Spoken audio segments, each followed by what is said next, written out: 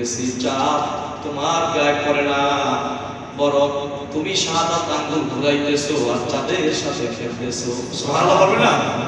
আর চাঁদের সাথে কি করতেছো? খেলতেছো। সুবহানাল্লাহ।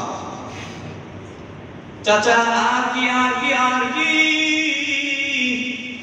খেয়াল করবেন, মনোযোগ দিয়ে শুনবেন ভাই। আমেনা বলতেছেন, এই খেয়াল করি ভাই, আল্লাহ রাসূল দুনিয়াতে আসার পরেই ওয়া ওয়া করে কান্দে নাই। তাশাহুদের আত্তাহিয়াতু সূরাতে বসে গেছে, আত্তাহিয়াতু সূরাতে বসে সিজদায় পড়ে গেছে। আল্লাহু আকবার।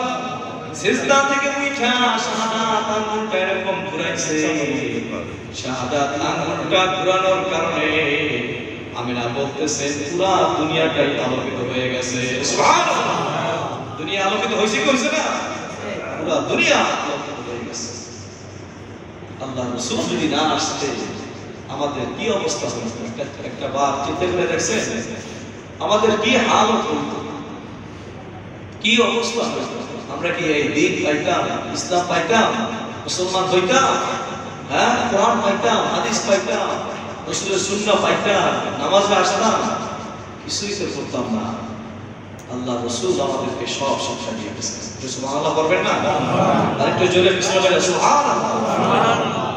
কোন নবীর উম্মত আমরা তো বুঝতেছি না, বোঝার চেষ্টা করি না যে আমরা কোন নবীর উম্মত। আমরা শ্রেষ্ঠ নবীর শ্রেষ্ঠ উম্মত। বলেন শ্রেষ্ঠ নবীর শ্রেষ্ঠ উম্মত। সবাই বলেন শ্রেষ্ঠ নবীর শ্রেষ্ঠ নবীর শ্রেষ্ঠ উম্মত।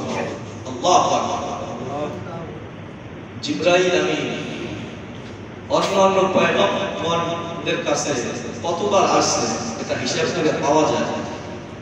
নবীদের কাছে আসছে না, পয়গম্বরদের কাছে, রাসূলদের কাছে, অন্য নবীদের কাছে আসছে, এটা হিসাব করে পাওয়া যায়।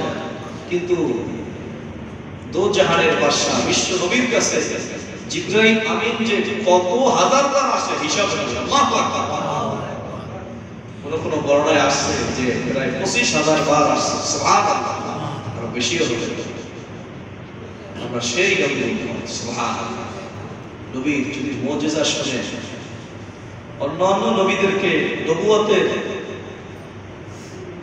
নবুয়ত প্রমাণ করবে বা নবুয়তে অনেক রাসূলরা মুজিজা দেখান না, অন্য নবীরা মুষ্টিময় মুজিজা দেখাইছে, অলৌকিক ঘটনা দেখাইছে, কিন্তু আমাদের রাসূলের মুজিজার অভাব নাই। সুবহানাল্লাহ।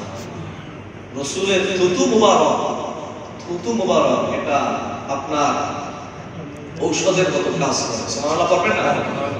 রাসূলের ঘাম মুবারক সেটা থেকে সুগন্ধি, শুধু সুগন্ধি বের হয়। সুবহানাল্লাহ। সাহাবীরা কয় আমরা আতর হিসেবে ব্যবহার করব। সুবহানাল্লাহ। রাসূলের চেহারা এমন সুন্দর ছিল, আল্লাহ রাসূলের সাহাবীরা বলেন আমরা রাসূলকে দেখতাম, আল্লাহর হাবিবকে দেখতাম, আমাদের ক্ষুধা নিবারণ হয়ে যেত।